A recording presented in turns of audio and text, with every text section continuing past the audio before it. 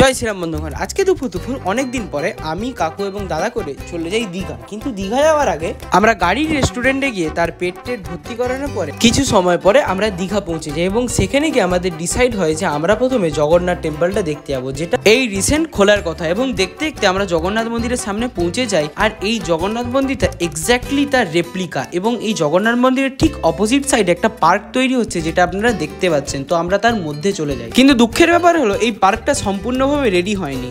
তো আর কি, আবার জগন্নাথ মন্দিরের সামনে ফিরে একটা কুলফি খেতে খেতে এই সুন্দর ভিউটাকে আমরা উপভোগ করতে থাকি। আর এই যে হলো, এটা হলো মন্দিরে তিনটা বড় বড় এন্ট্রান্স। যদিও মন্দিরের ভিতরে ঢুকতে বাধা আছে, কিন্তু তবুও বাইরে থেকে দেখে মন্দিরটাকে যতটুকু বোঝা যাচ্ছে যে মন্দিরটা এক্স্যাক্টলি পুরো পুরীর মন্দিরের replica.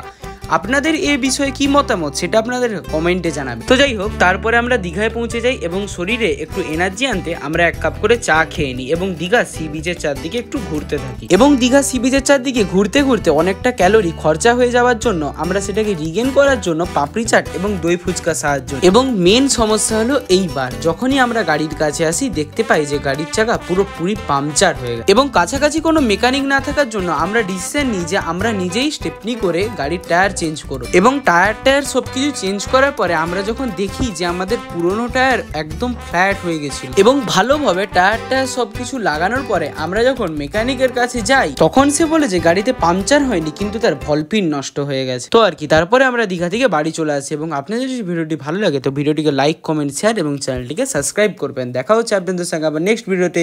Till then, bye by.